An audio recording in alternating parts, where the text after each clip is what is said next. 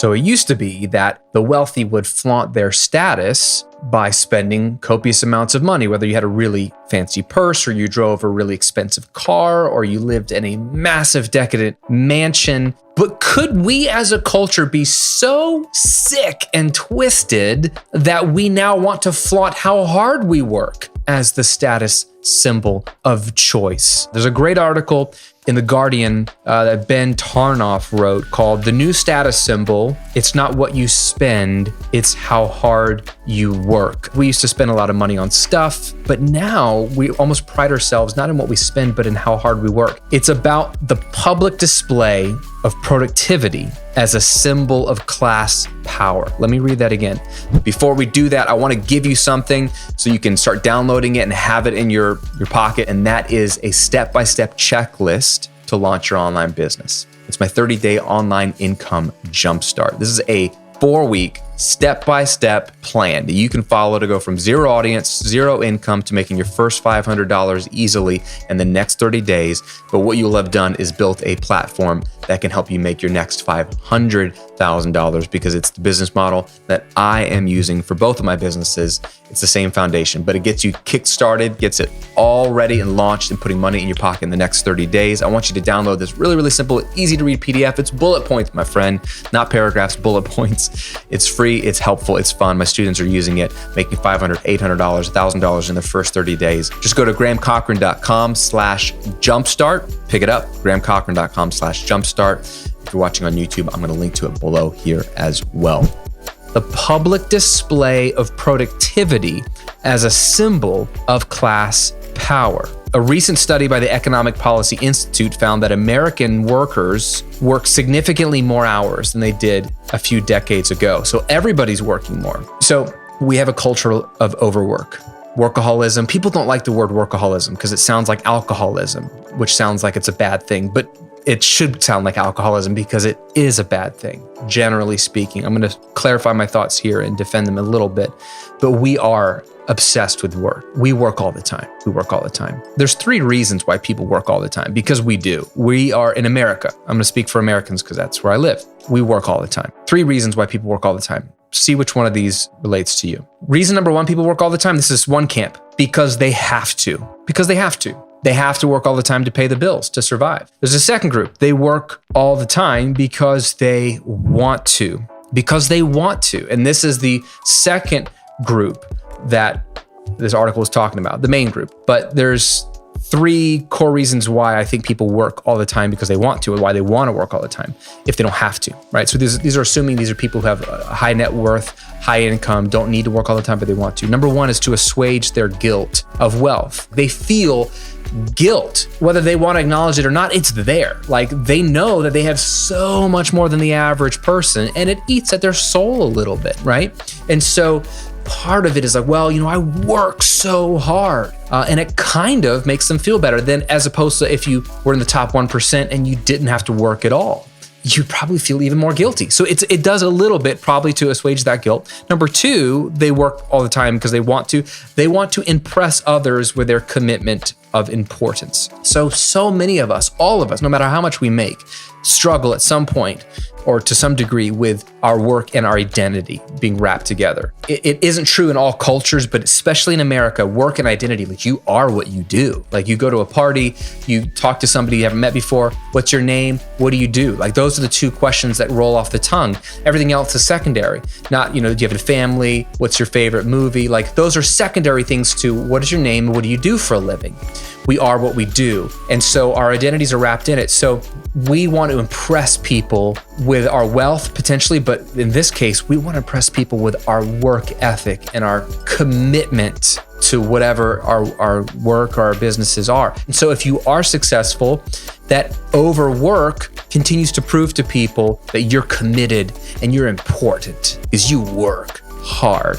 And then the third reason these people work all the time and want to work all the time is they have to have a reason. They want a reason that they can take credit for their success. If you work all the freaking time and you're super successful, it makes it very easy to put 2 and 2 together. You can say, I'm successful because I wake up at 3:45 in the morning and I bust my butt. I work 18-hour days, 7 days a week, and I don't take vacations. It's a lot easier for people to understand success if you say it's because I work so hard. It causes people to go, huh? If you have a level of success that they marvel at and you work 3-4 hours a week. In fact, it makes them a little resentful probably of your work. So for example, if I were to say to someone at a bar, like, what do you do? And I tell them, and it somehow came out about the amount of money that my business makes, or both of my businesses make. If I explain to this person randomly, and they're like, you make how much a month or how much a year or whatever it is, and you work how many hours a week? Like, then the conversation becomes either one of intrigue, which is where I love, like, well, tell me how you do that. I'm very curious. I want to do that myself. A lot of times it creates awkwardness because they're like resentful and angry, or it doesn't make sense to them. So it would be a lot easier if I'm just like, yeah, make, this business does $1 million a year, and I work 80 hours a week. They'll be like, oh yeah, good for you. But if I say I work 3 hours a week to make $1 million a year, they'll be like, what are you doing that's illegal? I don't get it. You sell drugs, right? Like, it just doesn't relate. And not only is it awkward, but if I'm not working all the time, then I can't point really to myself for the success. I mean, you could point to the systems and you could point to the way the passive income business is set up. And I try to, not in a way that's like, look at me, what I've done, but to show you that, look, you don't have to work all the time to make this happen. Like, it's math and it's systems and it's a little bit of strategy, not even that much. And anybody else can pull this off. Anybody could pull this off. But it feels a lot better to say, look at me, I work so hard. That's why, I make $30 million a year. It's a very American ethic. So those are 3 reasons why that second category of people work all the time, because they want to. There's a little bit of guilt. They want to impress people and how hard they work and how important they are, and they want to have a reason to take credit for their success. I can't really take full credit for my success, partly because I know that it's God's doing. God's hand has been on my business. I don't deserve it. It was His idea. I'm just following His leading and promptings and then trying to do the best I can with it. It's still me that has to do the work, but I can't take full credit for it. But the category of people I'm most interested in that immediately came to mind, I should say, when I read this article, was the third group of people that work all the time, because we all work all the time. One group because they have to, one group because they want to. The third group is people who work all the time because they think they have to. So these are the people that I interact with on a daily basis. These are the students that I coach. These are the followers that watch a video or listen to a podcast. They're either at the beginning of their business journey, working their butts off, trying to get some momentum, or what's even sadder is they're already successful. They're doing $75,000 a year. They're doing $100,000 a year. $200,000 a year, working all the time, all the time.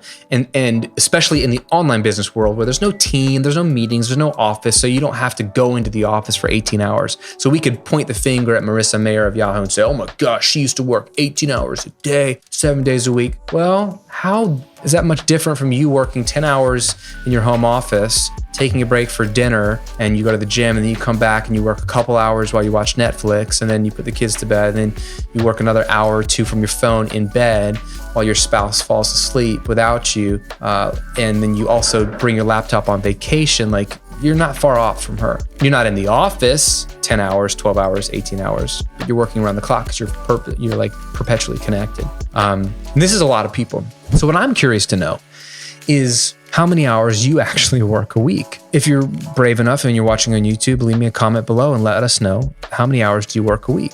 Either way, think about it in your head right now. How many hours on average do you work per week in your business? And would you consider yourself a workaholic? Would you consider yourself someone who's actually working more than they have to in light of this conversation? Yes or no? Because you may not think that you are. If you do feel like you're working all the time, why? Are you in one of those 3 camps? Do you work all the time because you have to? Do you actually have to pay the bills? If so, I won't fault you. Is it because you want to? And if so, I want you to question yourself. Why? Why do you want to work all the time? And I have friends of mine who they don't like this message when I talk about this. So if it offends you, that's fine. But I'd be curious as to why. Why does it offend you when I question your desire to work all the time? Because some of my friends, they want to work all the time. Or do you find yourself in this third category, that you work all the time because you think you have to, meaning you 100% believe you have to, but maybe in light of this conversation, you might be questioning whether you have to or not. I just know that one of the messages that I exist to share is the message that's anti this culture of workaholism, of hustle, of working all the time, of seeing how many hours you work as a badge of honor. I think it's ridiculous. absolutely ridiculous. I think what you should be proud of is the impact you have through your business. If you give and add value, have impact, whatever word you want to use, money is the byproduct. So if you're making good money, it's because you're having good influence. And I want you to have that. I don't care how many hours it takes you to get there. I do care if it's too many hours, because you are more than what your work is. Your work is a huge part of what you do and a huge part of your what you offer the whole planet and the human race, but it's not who you are. It's such an important thing to talk about. Nobody wants to talk about it because everybody, they don't believe what I'm saying, and they're happy to believe what they want to believe. But I'm telling you, this is a moment in time that is going to take people on a dark path to crash and burn. I want to save as many of you from this potential fire that there is. That's why this message is so important. So let me know, how many hours do you work? Do you think you work too much? And if so, why? Why? And if you don't feel comfortable telling me, at least think about this yourself. It's important. I care about you. Thanks for watching. Thanks for listening. If you're on YouTube, give me a like and subscribe. It means a lot. Would you just take a moment and leave a review if this was a really helpful episode to you, if this connected with you in any way? It means a ton to me. Appreciate your time. Appreciate your ear. And I wish you all the best in the coming weeks and months as you wrestle through some of these things. I'm in your corner. I'm fighting for you. I'll see you in another video and another episode real soon.